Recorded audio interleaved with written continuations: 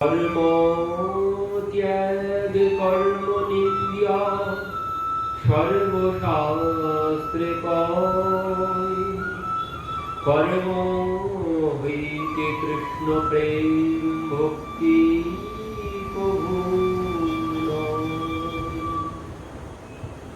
কি বললে? কর্ম ত্যাগ কর্ম নিন্দা সর্বশাস্ত্রে কয় কর্ম হইতে কৃষ্ণ প্রেম ভক্তি কবু নয়। কর্ম করে কোনদিন প্রেম ভক্তি লাভ করা যাবে না। তো আমরা গত প্রসঙ্গে শ্রবণ করছিলাম যে প্রেম ভক্তি লাভ করা যাবে কি করে। মহাপ্রভুর আগে বললেন শ্রবণ কীর্তন হইতে হয় প্রেমা, সেই পরম পুরুষার্থ শিবা। শ্রবণ কীর্তনই হচ্ছে জীবের একমাত্র সাধনা, আর সাধ্য হচ্ছে প্রেম ভক্তি। এই হচ্ছে সাধ্য সাধন জীবের। শ্রবণ কীর্তন সাধন, আর সাধ্য হচ্ছে প্রেম ভক্তি। তো পরবর্তী পয়ারে বলছে কর্ম ত্যাগ কর্ম নিন্দা সর্বশাস্ত্রে কহে কর্ম হইতে কৃষ্ণ প্রেম ভক্তি কবু নহে। কর্মের দ্বারা কোনদিন প্রেম ভক্তি লাভ করা যায় না। এই জন্যে ভাগবতে বলছে আজ্ঞাইব গুণান দোষান মায়া বৃষ্টি নাপি সকাল ধর্মান সন্তের্য ইহ সর্বান মাম ভজিত সচ উচ্চমহ। গীতায় এই কথাই বলেছে সর্বধর্মান পরিত্যাজ্য মাম একম শরণম ব্রজ অহংক্যম সর্বপাপেভ্য মোক্ষয়িষ্যামি মা শুচ। বলে তুমি তোমার সমস্ত ধর্ম ত্যাগ করো, করে আমাকে শরণাগত হও, আমি তোমাকে সারা সর্বক্ষণ রক্ষা করব। তো এই জন্যে এখানে মহাপ্রভু কি বললেন যে কর্ম ত্যাগ কর্ম নিন্দা সর্বশাস্ত্রে কয়। তিনি কর্মকে নিন্দা করেছেন শাস্ত্র। কেন? কি বলছেন? কর্ম আমরা করি কিসের জন্য? কর্ম আমরা করি নিজের ইচ্ছা পূর্তির জন্য, নিজের কামনা বাসনা পূর্তির জন্য আমরা কর্ম করি। তো এখানে কর্মকে নিন্দা করা হয়েছে। কর্ম কতদিন করতে হবে? কর্ম কখন ত্যাগ করতে হবে? কর্ম ত্যাগ না করলে প্রেম মুক্তি লাভ হবে না। ওই যে পরবর্তীতে আছে জ্ঞান কাণ্ড কর্মকাণ্ড কেবলই বিষের ভাণ্ড। ওই যে জ্ঞানের দ্বারাও কর্মকাণ্ডের দ্বারাও প্রেম মুক্তি লাভ করা যায় না। তো এই জন্য বললেন কর্ম ত্যাগ করতে হবে। তো কর্ম কখন ত্যাগ করব? কখন কর্ম ত্যাগ করব? কর্ম কখন আমাকে ত্যাগ করতে হবে? কর্ম কতদিন করতে হবে? তো বলছে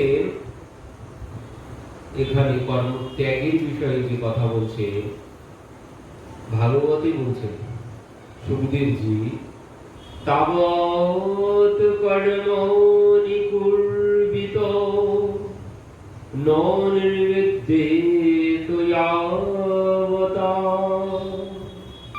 মৎকথা শ্রবণাদৌ বা শ্রদ্ধায়াবন্যজায়তে। কি বলছেন এখানে? তাবৎ কর্মাণি কুর্বিত নো নির্বিদ্যেত ইয়াবতা মৎকথা শ্রবণাদৌ বা শ্রদ্ধায়াবন্যজায়ত। তাবৎ কর্মাণি কুর্বিত বলছেন কর্ম ততদিন করতে হবে। কতদিন? নির্বিদ্যেত ইয়াবতা বলছেন নির্বেদ। কর্ম থেকে যতদিন না নির্বেদ আসছে ততদিন তোমাকে কর্ম পালন করতে হবে। মত কথা শ্রবণাদৌ বা শ্রদ্ধায়াবন্যজায়তে, যতদিন না কথায় শ্রদ্ধা আসছে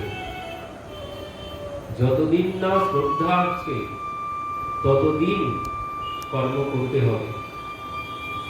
কর্ম তখনই ত্যাগ করতে হবে যখন কথার প্রতি শ্রদ্ধা আমার আসবে। যখন কথা শ্রবণ করে কিছুতেই মন ভরবে না, সেই কিন্তু মহারাজের মতো, প্রভু আমাকে লক্ষ্য কর্ম দাও। কেন বলছেন প্রভু, ওই দুই কর্ণে তোমার কথা শ্রবণ করে মন ভরে না, তো এই জন্য তুমি আমাকে লক্ষ্য কর্ম দাও। এই কথা শ্রবণ করে যখন আর মন না ভরবে, কথা শ্রবণ করতে বসলাম অথচ মন আমার এখানে নেই, কখন শেষ হবে? কখন শেষ হবে? শেষ হলে বাঁচি।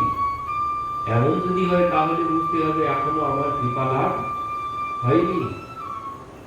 যখন দেখা যাবে কথা শ্রবণ করে মন ভরছে না, শ্রবণের মধ্যে ডুবে যাচ্ছি, কিছুতেই মন ভরছে না, ওই যে বাল্মীকিজি তিনিও বলছেন, প্রভু তুমি থাকবে সেখানে যার তোমার কথা যিনকে শ্রবণ সমুদ্র সমানা, বলছেন যার শ্রবণ সমুদ্রের মতো, সমুদ্রের যেমন শেষ নেই, শ্রবণ করেও তার শেষ হয় না, এমন যার ভাব এসেছে, যার তোমার কথা শ্রবণ করে মন কিছুতেই ভরে না, তুমি তার হৃদয়ে গিয়ে বাস করো। প্রভু সেখানে বাস করেন, তার হৃদয়েই বাস করেন। যার কথা শ্রবণ করে মন ভরে না, ভগবান তার হৃদয়েই বাস করেন। ভাগবতে আরো বলছেন, দেখুন সুত গোস্বামীজি, ধর্মঃ স্বনুষ্ঠিতঃ পুংসাং বিশ্বপ্রেম কথাসু নোৎপদায়ে যদি রতিম শ্রম এ বহি কেবলম। কি বলছেন? ধর্মঃ স্বনুষ্ঠিতঃ পুংসাং বিশ্বপ্রেম কথাসু নোৎপাদয়ে যদি রতিম শ্রম এ বহি কেবলম। তুমি ধর্ম পালন করছো, ধর্ম পালন করছো, যতগুলোই অঙ্গ আছে, শ্রবণম, কীর্তনম, বিষ্ণু স্মরণম, পাদ সেবনম, অর্চনম, বন্দনম, দাস্য, সখ্য, আমাস্ম নিবেদনম, 9টি অঙ্গ। তো বলছেন এই 9টি অঙ্গ তুমি সব পালন করছো, কিন্তু শ্রবণের প্রতি তোমার কোনো আগ্রহ নেই, শ্রবণে তোমার মন বসে না, তুমি কথা শ্রবণ করতে পারো না। শ্রবণ করতে বসে উল্টো পাল্টা ভাবতে শুরু করি। শ্রবণে যার শ্রদ্ধা নেই, বললেন তার কোনো কিছুতেই কোনো কিছু হবে না। আগে চাই শ্রবণে শ্রদ্ধা। যখন শ্রবণে শ্রদ্ধা আসবে, বুঝবেন তাহলে কৃপা হয়েছে, প্রভুর কৃপা লাভ করেছি। যখন শ্রবণে শ্রদ্ধা আসবে, আর শ্রবণ করতে বললে মন অন্য কোথাও যাবে না, মন ওই কথার মধ্যেই থাকবে, তাহলে বুঝতে হবে যে কৃপা লাভ আমার হয়ে গেছে। যদি শ্রবণে মন বসে যায়, আর শ্রবণে যদি মন না বসে, আমি অন্য সব কিছু পূজা পার্বণ অনেক কিছু করছি, কিন্তু আমার শ্রবণে কিছুতেই মন বসছে না, তাহলে বুঝবেন এখনো আমার ওই শ্রম এই বই কে বললাম, শুধুমাত্র পরিশ্রমই হচ্ছে, এখনো পরিশ্রমের কোনো ফল লাভ আমার হয়নি। পরিশ্রমের ফল লাভ তখনই হবে যখন শ্রবণ করে মন কিছুতেই ভরবে না। সব সময় মনে হবে যেন শ্রবণ করতে পারলে ভালো হয়, শ্রবণ করতে পারলে ভালো হয়। যেমন এই চতুষ্ষণ, তারা সর্বক্ষণ কথা শ্রবণ করে, তারা কথা শ্রবণ ছাড়া থাকতে পারেন না। 4 জনা দেবর্ষী নারদজির সাথে যখন দেখা হলো বদ্রীনাথ ধামে, তারা ঘুরে বেড়াচ্ছে, কোথায় কথা হচ্ছে সেখানে গিয়ে বসবেন। যদি কোথাও দেখেন কথা হচ্ছে না, তখন কি করেন, 3 জন শ্রোতা হয়ে যান, 1 জন বক্তা হয়ে যান। যখন কোথাও না পান কথা শ্রবণ করতে, তখন নিজেরাই মহাদেব পার্বতী দেবী, মহাদেব কথা বক্তা হন, পার্বতী দেবী শ্রোতা হন। মহাদেব কথা শেষ করেন, পরবর্তীতে পার্বতী দেবী বক্তা হন, মহাদেব শ্রোতা হন। এইভাবে অনবরত তারা কথা শ্রবণ কীর্তন করে। তো ভক্তি অঙ্গের সর্বশ্রেষ্ঠ অঙ্গ হচ্ছে শ্রবণ। আর এই শ্রবণে যদি রতি মানে প্রেম লাভ যদি না হয়, তাহলে আমার কোনো কিছুতেই কোনো লাভ হবে না। হনুমানজি কথা এত প্রিয়, হনুমানজি গেলেন না, তিনি সাকেত ধাম গেলেন না প্রভুর সাথে। প্রভু যখন লীলা সম্পাদন করে সবাইকে নিয়ে চলে যাচ্ছেন, হনুমানজি রথে উঠলেন না। কি ব্যাপার হনুমান, তুমি উঠছো না কেন? বলছেন প্রভু তোমার সাথে গেলে কথা শ্রবণ করতে পারবো। প্রভু বলছেন কথা কি করবে, কথা কি করবে, তুমি আমার সাথেই তো থাকবে। তো হনুমানজি বলছেন প্রভু তোমার সাথে থেকে লাভ নেই, তোমার সাথে থেকে আনন্দ পাই না আমি, তোমার কথা শ্রবণ করে আমি যে আনন্দ পাই, তোমার কথার মধ্যে যে আনন্দ আছে তোমার সাথে থেকে সেই আনন্দ নেই। তো এই জন্য প্রভু আমি যাব না, তুমি চলে যাও। তো এই জন্য হনুমানজি গেলেন না, তিনি আজও আছেন, তিনি আজও থেকে গেলেন। কিসের জন্য? শুধুমাত্র এই কথা শ্রবণের জন্য, কথা শ্রবণের জন্য। তো এই জন্য ভাগবত বলছেন যে এই কথার প্রতি যদি তোমার শ্রদ্ধা না আসে তাহলে তোমাকে ওই ধর্মই পালন করে যেতে হবে, ওই কর্মই তোমাকে করে যেতে হবে। যখন বুঝবে যে কথার প্রতি শ্রদ্ধা এসে গেছে, বলেন তাবৎ কর্মাণি কুর্বিত ন বিদ্যতে যাবতা মত কথা শ্রবণ আদৌ বা শ্রদ্ধা যাবন্যে জায়তঃ। বলছেন যতদিন না কথার প্রতি তোমার শ্রদ্ধা হচ্ছে ততদিন তুমি সংসারের সমস্ত কর্ম, ওই সংসার ধর্ম বড় ধর্ম, ওই ধর্ম পালন করো। যখন তোমার কথার প্রতি শ্রদ্ধা হয়ে যাবে তখন আর তোমাকে কোনো কর্ম করতে হবে না। এবার তুমি এই কর্মে লেগে পড়ো, মানে বুঝতে হবে যে তোমার কৃপা হয়ে গেছে, তুমি পাবেই তাকে। কথার প্রতি যদি শ্রদ্ধা আসে তো বললে তোমার আর কর্ম কখন করতে হবে না, তুমি এবার এই কর্মে লেগে যাও। ওই কর্ম বাদ দিয়ে আরেকটি পথ বললেন, কর্ম কখন ত্যাগ করবে। একটি বললেন এই যখন কথায় মন বসে যাবে তখন তুমি কর্ম ত্যাগ করে দাও, আর ওই কর্মে তুমি আনন্দ পাবে না। এ কথা এমনই বিষয়, এই শ্রবণে যদি এই শ্রবণ করতে করতে মন বসে যায় তখন আর কিন্তু সংসারে আনন্দ পাওয়া যাবে না, সংসারের কোনো বিষয়ে আর আনন্দ পাওয়া যাবে না। তো এই জন্য এই কথা মন দিয়ে শ্রবণ না করাই ভালো, বলছি সংসার করার ইচ্ছা থাকে। এমনই বিষয়, সংসারের সুখ যদি পেতে চাই কথায় মন দিলে চলবে না, আর কথায় যদি মন দিই ওই সংসার থেকে আর কোনো সুখ পাওয়া যাবে না। এমনই বিষয়। আর কি বলছে, এই কথা শ্রবণ কীর্তন সাধু সঙ্গের মাধ্যমে যদি তোমার কথার প্রতি শ্রদ্ধা জাগে তাহলে কর্মত্যাগ করো, ওই কর্মে আর তোমার থাকতে হবে না। আর কর্মত্যাগের আরেকটি লক্ষণ বলেছেন, আরেকটি লক্ষণ হচ্ছে ওই যে নির্বেদ্যেত। কি বলছেন? তাবৎ কর্মাণি কুর্বিত ন নির্বেদ্যেত যাবতা। বলছেন কর্ম তুমি ততদিন করবে যতদিন না কর্মের প্রতি তোমার অনীহা আসছে। নির্বেদ, নির্বেদ মানে কি? নির্বেদ মানে ওই আত্মদেব ব্রাহ্মণের মতো অবস্থা। আত্মদেব ব্রাহ্মণকে এত বোঝালেন যে দেখো সন্তানের সুখ হয় না, কয়েকজন সুখী হয়েছে। মহারাজ খবরে 60,000 পুত্র ছিল, তার কি হলো? পুত্রে তার কল্যাণ হয়েছে? পুত্রে তার কোনো কল্যাণ হয়নি। তো বললেন পুত্র দিয়ে কোনোদিন কল্যাণ হয় না। তো আত্মদেব ব্রাহ্মণ তো তাকে আরো উল্টো শোনাতে শুরু করেছেন, বলছেন দেখুন এসব আমি জানি, কারণ আত্মদেব ব্রাহ্মণ তিনি সর্ববেদ বিশারদ পণ্ডিত ব্যক্তি, তিনি তাকে কে বোঝাবে? তো তিনি উল্টো বোঝাতে শুরু করেছেন সেই ঋষিকে, বলছেন দেখুন আমি সব জানি, আমাকে ওসব বলতে হবে না। সংসার করলাম, সংসারের পরে যদি সন্তান না আসে ও সংসারে কোনো আনন্দ নেই, ও জীবন রেখেও কোনো লাভ নেই। তো এই জন্য আমি প্রাণ ত্যাগ করবো।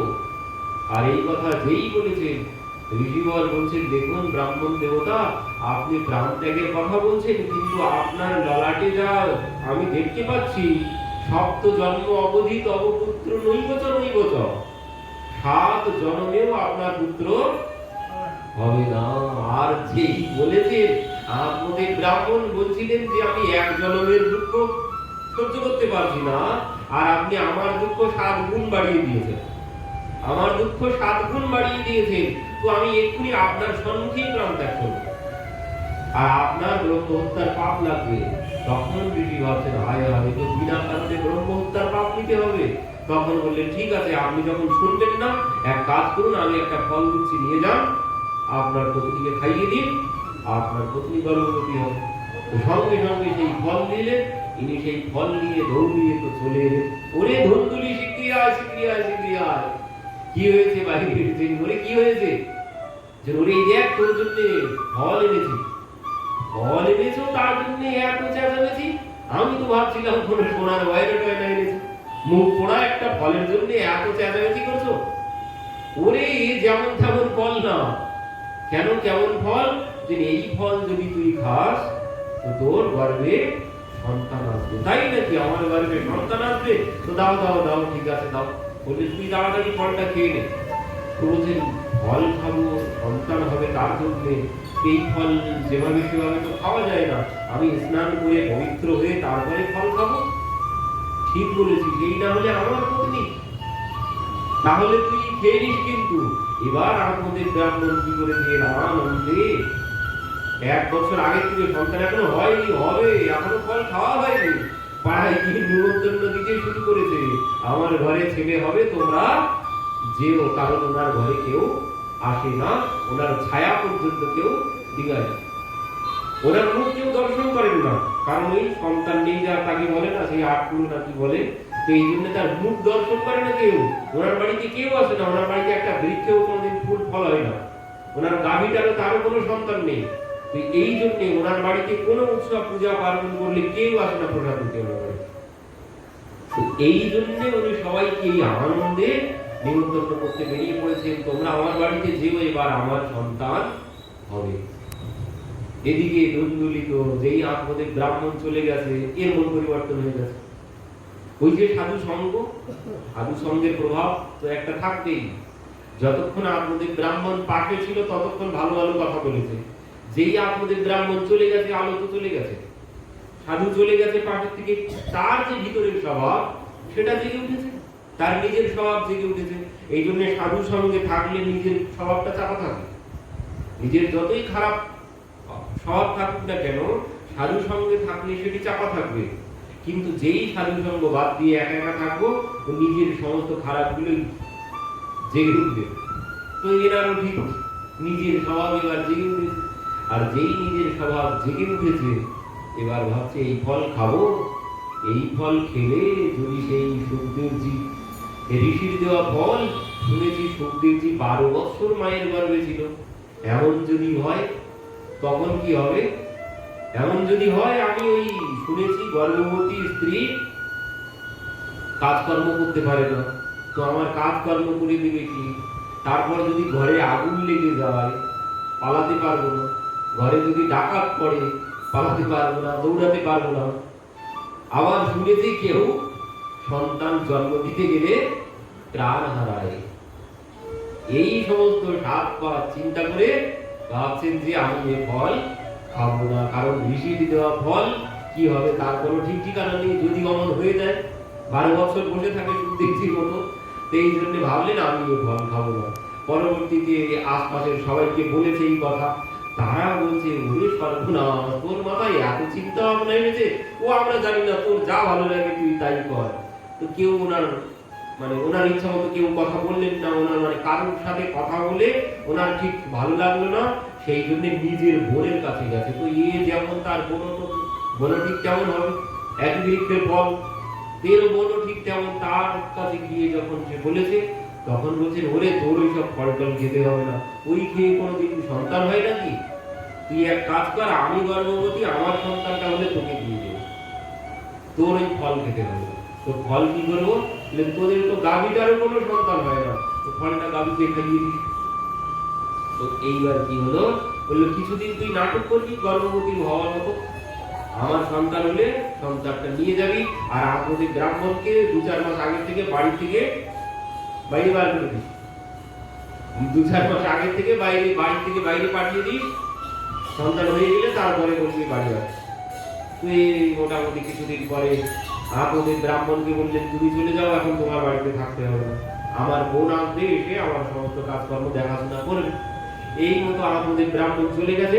পরবর্তীতে বোনের সন্তান হলো, ওই সন্তান নিয়ে এসে বললো যে আমার সন্তান। পরবর্তীতে আমাদের ব্রাহ্মণ তো নামকরণ করবে। ধুন্দুলি বলছেন আমার ছেলে, আমি নামকরণ করবো, তুমি কেন করবে? ওদিকে সেই ফলটা খাইয়ে দেওয়া হয়েছিল গাভীকে, তারও তো একটি সর্বাঙ্গ সুন্দর বিদ্যম কনক প্রভম, মানে স্বর্ণের মতো দীপ্তি সম্পন্ন এক পুত্রের জন্ম দিয়েছে সেই গাভীটি, কিন্তু কান দুটো ছিল গাভীর কর্ণের মতো। তো এবার আপনাদের ব্রাহ্মণ ধুন্দুলির পুত্রের নামকরণ করতে পারলেন না। ধুন্দুলি বলল আমার পুত্র, আমি নামকরণ করব, তো আমার নাম ধুন্দুলি, আমার পুত্রের নাম হবে ধুন্দুকাল। নাম মিলিয়ে রেখেছে। এবার ওই গাভীর যে সন্তান হলো তার নাম ইনি রাখলেন গোকর্ণ। তো পরবর্তীতে কি হলো, দুইজন একসাথেই বড় হলো, কিন্তু তো বীজের তো একটা স্বভাব থাকবেই, তো সেই জন্য একই সাথে বড় হয়েছে, কিন্তু একই প্রাইভেটে একই স্কুলে পড়াশোনা করেছে, কিন্তু একজন কি হলো, একজন হলো পণ্ডিত আর একজন হলো মহা ডাকাত। এইবার গ্রামে গ্রামে ঘরে ঘরে ডাকাতি করতে শুরু করেছেন। ডাকাতি করতে যখন শুরু করেছেন, সবাই তো আমাদের ব্রাহ্মণকে গালি দিতে শুরু করেছে। আগে রাস্তা দিয়ে যেত, কেউ ছায়া ডিগাতো না, এর সন্তান নেই তাই। এখন রাস্তা দিয়ে গেলে সবাই বলে দেখো চোরের পিতা যাচ্ছে, চোরের বাবা যাচ্ছে। তো এবার আপনাদের ব্রাহ্মণ বলছেন হায় সর্বনাশ। এখন আপনাদের ব্রাহ্মণ কি বলছেন, তখন বনে গিয়েছিল আমার পুত্র নেই কেন, আর এখন আপনাদের ব্রাহ্মণ বলছেন আমার পুত্র হলো কেন, আমার পুত্র হলো কেন। তুই এই জন্য সংসারের সমস্ত ধর্ম ত্যাগ করে পুনরায় তিনি মৃত্যুবরণ করতে গেছে। তো এই যে যার সংসারে আসক্তি বেশি, যার যেখানে আসক্তি বেশি, এটা ভালো করে বসিয়ে নেবেন, সেখান থেকেই লাঠি খেতে হবেই হবে। এটা একদম 100% গ্যারান্টেড। যার যেখানে আসক্তি বেশি সেখান থেকেই বৈরাগ্য আসবে, সংসার থেকে সেখান থেকেই বৈরাগ্য আসবে, সেখান থেকেই লাঠি খেতে হবে। যেখানে আসক্তি হবে সেখান থেকেই যন্ত্রণা আমাকে ভোগ করতেই হবেই হবে, এ কথা মিথ্যা নয়। তো বলছেন এই যে তোমার যেখানে আসক্তি আছে, মন যেখানে আছে, সেখান থেকে যখন লাঠি খাবে তুমি তখন কর্ম ত্যাগ করে দিও, তুমি তখন কর্ম ত্যাগ করে দিও, তোমার আর কোনো কর্ম তখন আর করতে হবে না। তো এই হচ্ছে কর্মত্যাগের একটি পথ। আর একটি পথ শ্রবণ, শ্রবণ কীর্তন একটি পথ, একটি মাধ্যম কর্মত্যাগের, আর একটি হচ্ছে এই মাধ্যম, মানে আসক্তি যখন আর থাকবে না সংসারের প্রতি, সংসারের যখন ওই খারাপ দিকটা দেখবো, তখন আর সংসারের প্রতি আসক্তি থাকবে না, তখন এমনিতেই কর্মত্যাগ হয়ে যাবে। একজন ভক্তের কথা শুনুন, বৃন্দাবনে ওনার পিতা মারা গেছে, উনি তখন ছোট, পিতা মারা গেছে, মা তো হাউ হাউ করে কাঁদছে, এনার তখন 10-12 বছর বয়স, পিতা মারা গেছে। মায়ের কান্না দেখে সে তখন মনে মনে ভাবছে আমার পিতা মারা গেছে তাই আমার মা এত কষ্ট পাচ্ছে, তো আগামীতে আমি যখন বিবাহ করব, আমি যদি মারা যাই সে কষ্ট পাবে, আমি মারা গেলে সেও কষ্ট পাবে, আমার সন্তান থাকলে তারাও কষ্ট পাবে। তো এই দেখে, মানে মায়ের এই কষ্ট যন্ত্রণা দেখে তার বৈরাগ্য হয়েছে, তিনি কর্মত্যাগ করে দিয়েছেন। তিনি সংকল্প করলেন আমি আর এই সংসারে থাকবো না, সংসার ধর্ম আমি আর পালন করবো না। সঙ্গে সঙ্গে তিনি সন্ন্যাস গ্রহণ করেছেন। তিনি সন্ন্যাস গ্রহণ করেছেন এই সংসারের অবস্থা দেখে, সংসারের দুঃখ দেখে। যখন নিজে দুঃখ পাবো, মানে দুঃখ দেখে আমাদের বৈরাগ্য অত সহজে আসে না, অন্যের দুঃখ দেখে অনুভব আমাদের নেই, কারণ এ তো পাথর, এতে কিছু হয় না। কিন্তু নিজের যখন দুঃখ আসবে তখন বৈরাগ্য আসবে। তো এনার পিতা মারা গেছে, মায়ের দুঃখ দেখে এনার বৈরাগ্য হয়ে গেছে। তো ইনি সংসার ত্যাগ করে সন্ন্যাস গ্রহণ করেছেন। এখন সর্বক্ষণ নাম জপ, সর্বক্ষণ নামের মধ্যে, মন আর কোথাও নেই, মন সর্বক্ষণ প্রভুর চরণ। তিনি সর্বক্ষণ চরণ চিন্তা করেন আর নাম জপ করেন। তো একবার কি হয়েছে,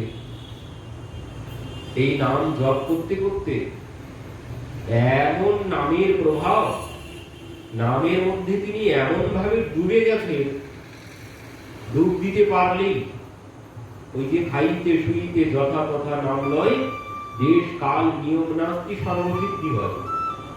নামের এমনই মহিমা।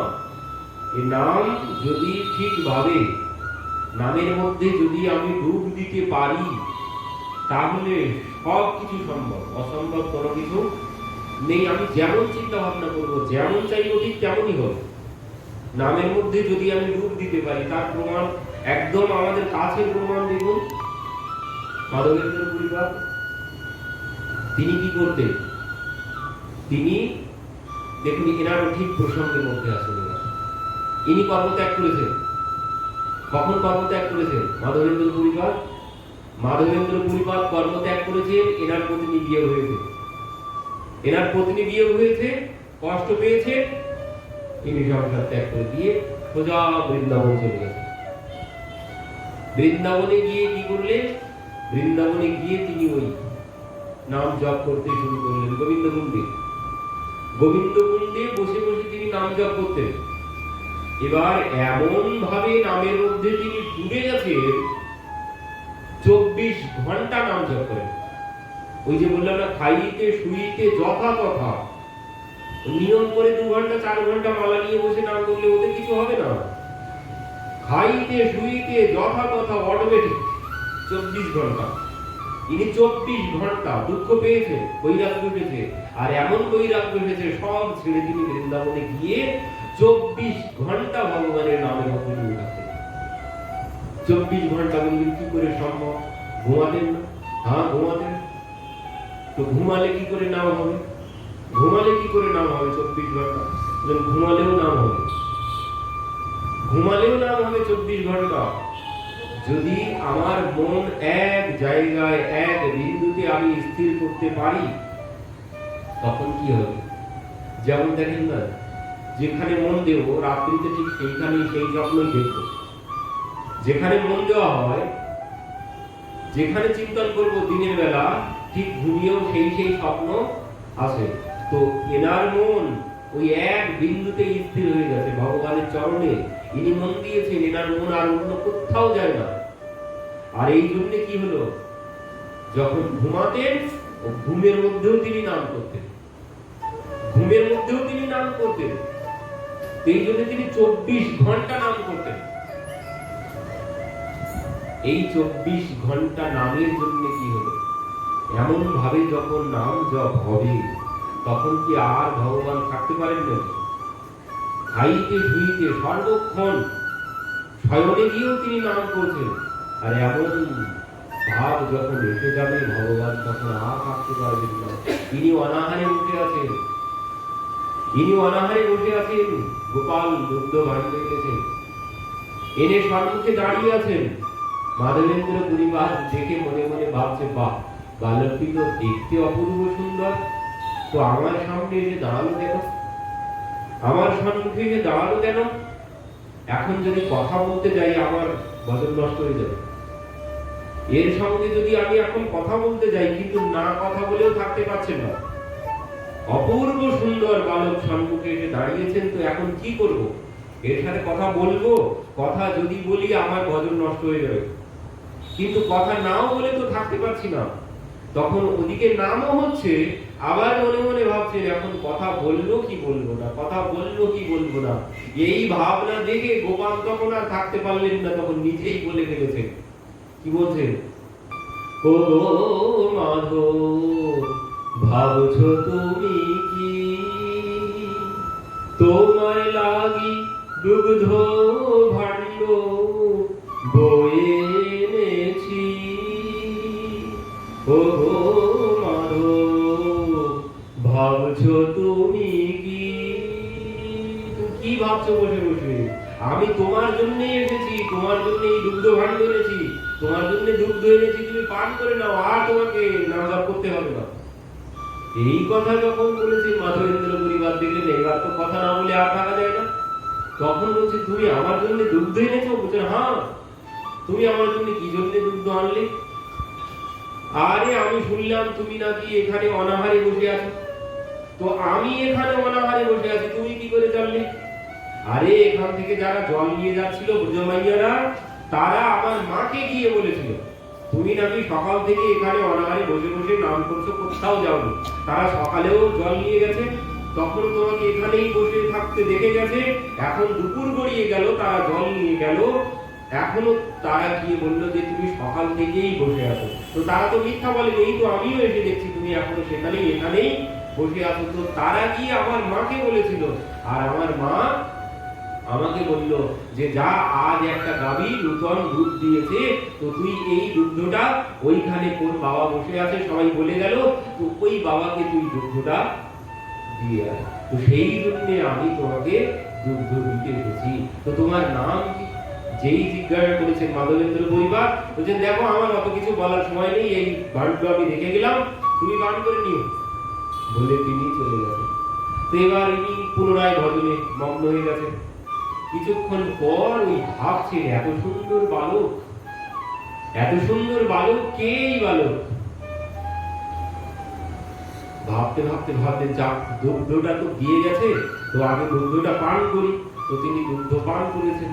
এবার দুগ্ধ পান যেই করেছেন, সঙ্গে সঙ্গে শরীর পুলকিত হতে শুরু করেছে। তখন তো আর তিনি থাকতে পারছেন না, তখন চিন্তা করতে শুরু করেছেন যে এই বালক কে? তার দেওয়া দুগ্ধ পান করে আমার কেন এমন সমস্ত শরীর এমন শিহরিত কেন হচ্ছে? এই চিন্তা করতে করতে তিনি ঘুমিয়ে পড়েছেন ওখানে। এবার যেই ঘুমিয়ে পড়েছেন, তখন ওদিক থেকে তিনি স্বপ্নে দেখতে পাচ্ছেন গোপাল বলছে আমি বহুদিন তোমার পথ করিনি নিরীক্ষণ, কবে আসিবে মাধব আমায় করিবে সেবন, তোমার প্রেম বসে আমি করি সেবা অঙ্গীকার, দর্শন দিয়া নিস্তারিব জগৎ সংসার। কি বলছেন? আমি বহুদিন তোমার পথ করি নিরীক্ষণ, কবে আসবে মাধব আমায় করিবে সেবন, তোমার প্রেম বসে করি আমি সেবা অঙ্গীকার, দর্শন দিয়া নিস্তারিব জগৎ সংসার। বলছিল ওই তোমার প্রেম বসে করি আমি সেবা অঙ্গীকার। এই যে প্রেম ভক্তি কি জন্য চাই?